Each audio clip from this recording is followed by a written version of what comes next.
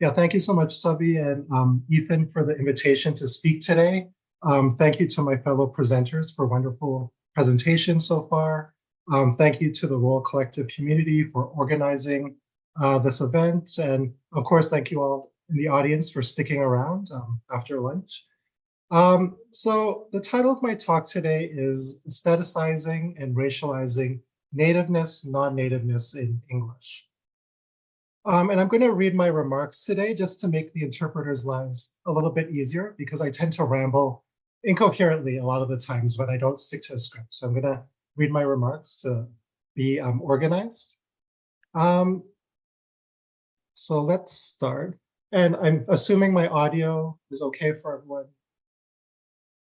And everyone can see my screen as well. Yep. Okay, perfect. So let's start.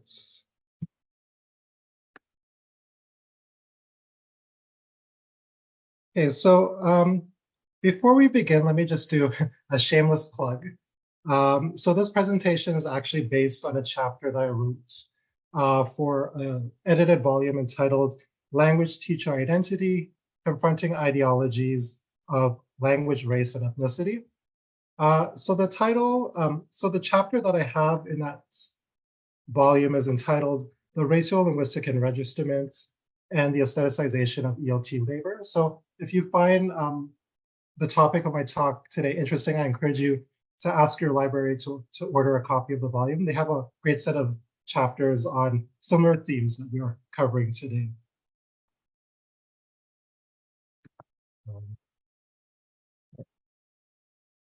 So this presentation is a very simple presentation. It's going to be based on 3 arguments. So the first one is that language is basically an aesthetic experience. That is, our bodily senses play a major role in how we interact with language. For example, perceiving written and sign languages requires vision, reading Braille requires touch, and of course, spoken languages require hearing. And I should also mention that we can use multiple senses to experience different forms of language, right? So with regard to written language, right, we can experience it in the form of an audiobook, for example, right? So we can experience it through listening. Something like sound, for example, if we think of sound as vibrations, right? We can feel vibrations, right? So that requires touch feeling. So once again, the way that we experience language is through our bodily senses, right? It's an aesthetic experience. So what I want to further argue today is that seemingly abstract linguistic categories, such as native and non-native English speaker, are also aesthetic categories. Our bodily senses play a major role in how we linguistically categorize people. So quoting Sekimoto and Brown, 2020, my second argument is that, quote, race is felt and sensed into being, end quote. So rather than being neutral, our bodily senses create and also recreate race because they're often filtered through histories and ideologies of colonialism, white supremacy, and racism. For example, phrases such as sounding white and sounding black highlight how race is also created with the ear, right? So we don't simply see race, we can also hear race with those types of terms. So if linguistic categories are aesthetic categories, as I've argued in the previous slide, then this means that linguistic categories are simultaneously racialized categories.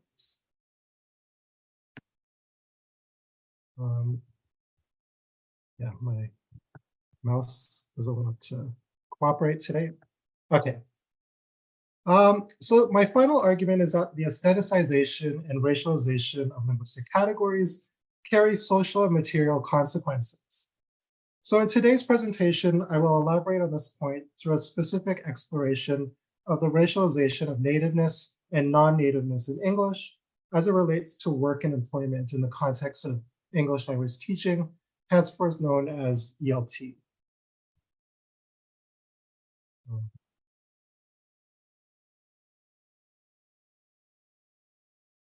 Oops. Okay.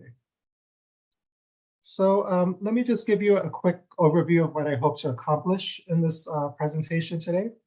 So the presentation is going to be divided into 5 parts. So the first part will explore, more in depth this notion of nativeness and non-nativeness and how they're really the product of something known as racial, linguistic, and register. So I'll explain what that means in a couple minutes. So after we explore that, the second main part is exploring this idea of nativeness as a credential in the job market, and conversely, how non-nativeness acts as a liability in the ELT job market, right? So nativeness can be something to flaunt for employers, and non-nativeness is something to sort of be ashamed of and to hide in the ELT job market. So after I do that, we'll explore this notion of racialized de-skilling, right? So when we think of nativeness and non-nativeness in purely aesthetic terms, right? We de-skill teachers in different ways. So I'll provide an example of what I mean by that at that point in time. And then I'll conclude with some, general practical implications of what I've talked about today. And then also, research implications, which might be, interesting for Role Collective members in particular.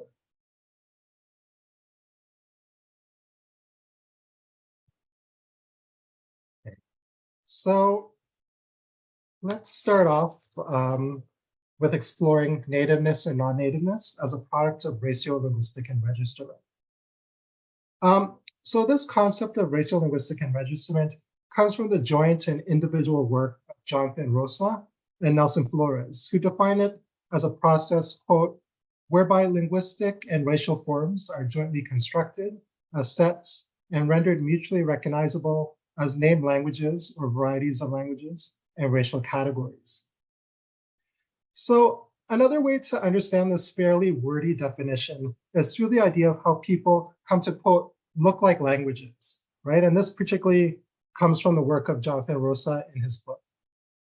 So this simplified definition therefore suggests how racial, linguistic, and registrement is an aesthetic process, right? We can linguistically categorize people through visual labeling.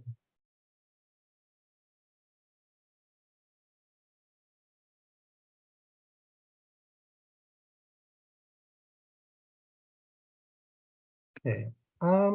So in the context of English, Ryoko Kubota and Angel Lin provide a very clear example of how racial, linguistic, and registrement operates with regard to this distinction between native and non-native speaker of English.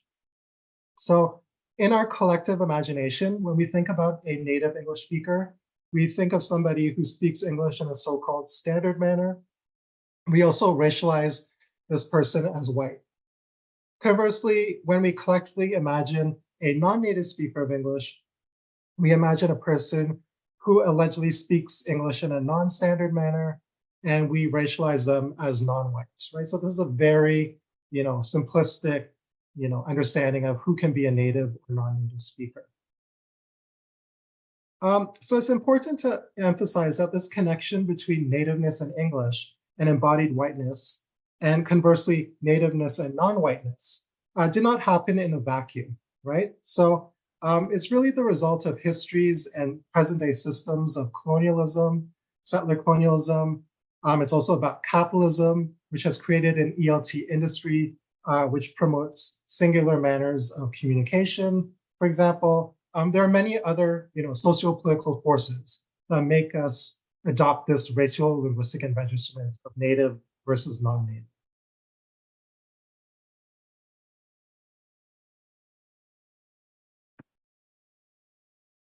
Okay, so when it comes to the ELT job market, the racial, linguistic, and registrement of nativeness and non-nativeness plays a significant role in determining ideal and devalued workers. So it basically transforms employability and professional competence as a matter of racialized embodiment. In particular, nativeness becomes an embodied credential to stand out from the competition in the labor market, while non-nativeness becomes a professional liability that needs to be managed as much as possible.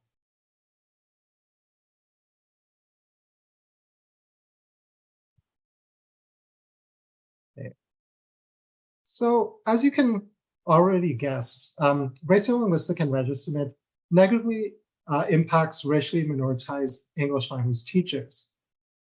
In particular, it contributes to less employment opportunities and material rewards for these teachers who are positioned as never, quote, sounding right for ELT, even when they do subscribe to these, vocal requirements for the job. So rather than looking at their actual qualifications and experience, employers may test the employability of job candidates according to how well they aesthetically match the figure of the white native English speaker. So this type of testing, I think, requires, quote, hearing race.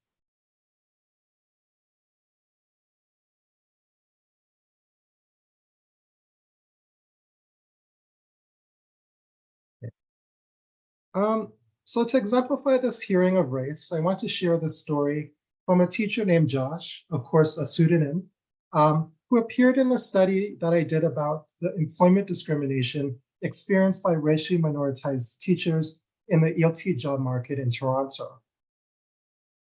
So even though he identified as a native speaker of so-called Canadian English, which supposedly meant that he had the right type of voice to be the ideal teacher of English, Josh felt that his multiracial background made it extremely difficult to find work, which is exemplified in the story that we have here on the slide.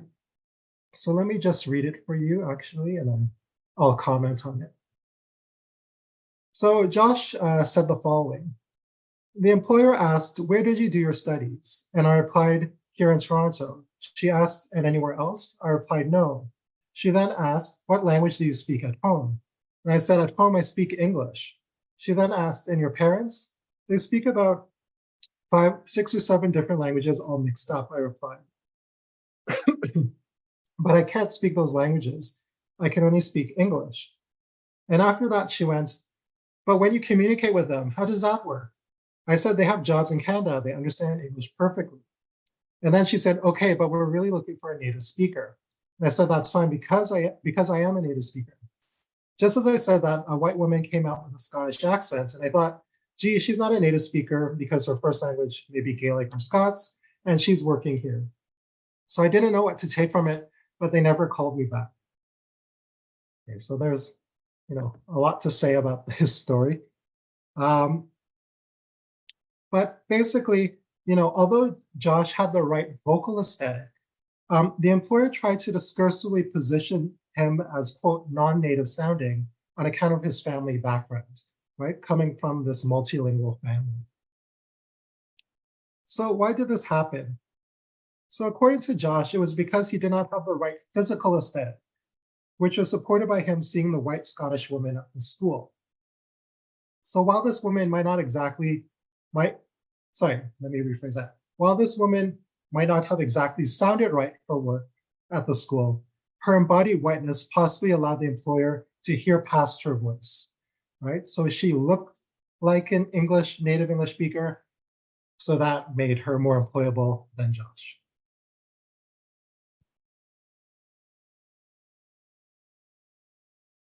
Okay. So we've talked about, racial, linguistic, and enregistrement in the context of, the ELT job market. Now I want us to explore racial, linguistic, and enregistrement in terms of what I call racialized deskilling. So when the embodiment of teachers determines how skilled they are at their work, this leads to the erasure of the actual qualities needed to be an effective teacher of English. So what is important to emphasize here is that this deskilling negatively affects all ELT professionals. So for teachers racialized as non-white, they can be deemed pedagogically deficient in terms of their grammatical knowledge, for example. However, for teachers who are racialized as white, they may have less incentive to improve their own pedagogical knowledge, etc., because their embodied whiteness is perceived to already signal their expertise in using and teaching the English language.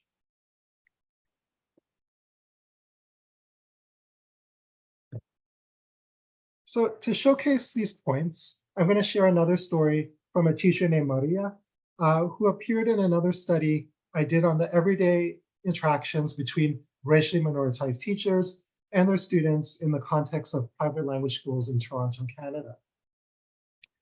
So Maria, as a Brazilian of Japanese descent, generally felt that her students perceived her as a lesser teacher when compared to her white colleagues, which is exemplified in the story that we have here. So I'm going to read it once again, and then we'll talk about it. So Maria says the following. I was teaching the present perfect and if you can use it with today or not. I told my students that you could, depending on the time of the day you were using it.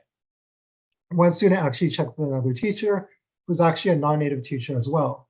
She was white, blonde-haired, and blue-eyed. She told the student that you can never use today with the present perfect.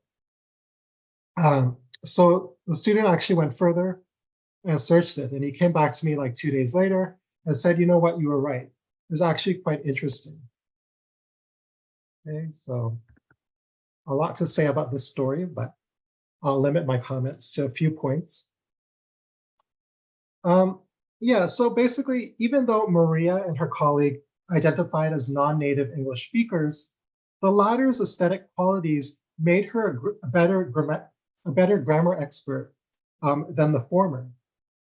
Yes, the student did eventually trust Maria's explanation, but he initially de-skilled her by not recognizing the merit of her present perfect explanation, seemingly on account of her ethno-racial background.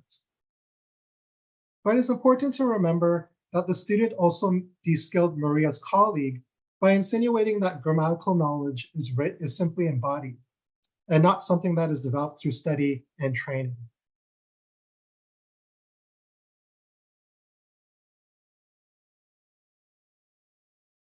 Okay. So on a practical level, what are the implications of recognizing the aestheticization and racialization of nativeness and non-nativeness in ELT? So I think the first obvious answer is to fight against the hegemony of whiteness and nativeness as aesthetic requirements in the workplace. So first, this can include changing employment laws to acknowledge that language is not simply a proxy for race, but rather interconnected with race. So for example, there needs to be greater acknowledgement of how accent discrimination can operate as a type of racial discrimination. Another tactic takes the form of various types of critical awareness raising and advocacy across the entire ELT industry, which will ideally inspire structural change. So for instance, academic and professional associations could cut ties with schools in order to engage in racist hiring practices in order to encourage the elimination of these practices, right? So basically shaving schools into doing better.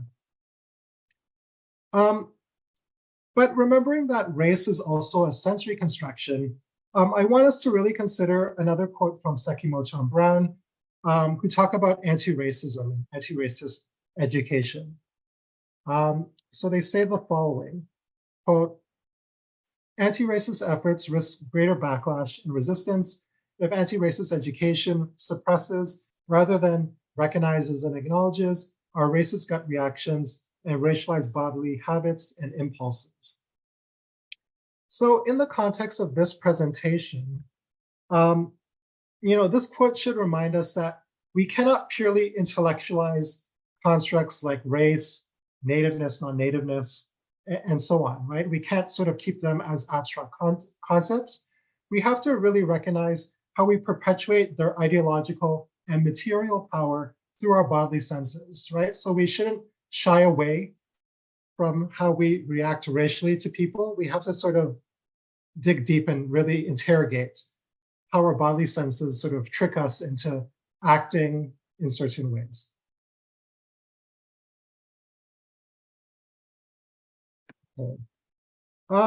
So in addition to practical implications, the topic of the aestheticization and racialization of language speaks to the need for further research, which I've framed as a series of maybe research questions for you to consider. So if anyone is doing similar research, here are some research topics that you could explore and warrant further exploration, in my opinion. So the first question is basically, how is nativeness, non-nativeness aesthetically and racially defined, right? So in the context of this presentation, I'm focused on English, but how might the aestheticization and racialization of language, how might that operate with regard to other colonial languages such as Spanish and French, I assume that there are many parallels, but it would be interesting to have further research on that. Secondly, how do institutional processes facilitate the aestheticization, racialization of nativeness, non-nativeness? So like I mentioned before, these processes don't happen in a vacuum, right? There are sort of material, structural, institutional forces that shape our bodily senses, right? So we really need to interrogate, what are the socio-political dynamics that are making us perceive language users in particular ways? Thirdly, how does this aestheticization, racialization affect specific racialized groups? So in the context of this presentation, I was very general. I was just talking about whiteness versus non-whiteness. But this aestheticization, racialization can be more complex, right? So we could talk about it in terms of maybe anti-Black racism, for example, anti-Asian racism, and so on, right? So different racialized groups may experience aestheticization, racialization in different ways, right? So that's worth exploring in more detail. And then finally, what are the intersectional dimensions of the aestheticization, racialization of language?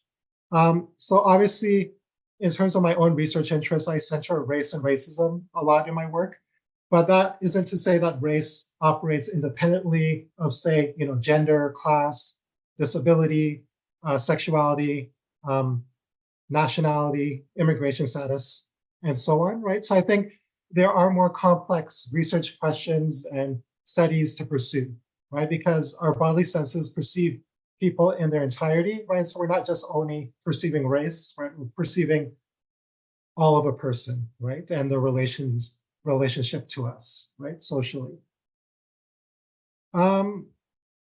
Yes, I think I will stop there. These are just the references that I've used in my slides. They're also in that chapter I mentioned at the beginning of my talk. And if you have any questions or comments after today, feel free to email. If anybody is still on Twitter, I still use Twitter. And I think Ethan put my website on the chat if you want to just learn more about my work. But other than that, thank you very much for your attention. And I look forward to receiving any immediate questions or comments you might have. So thanks once again.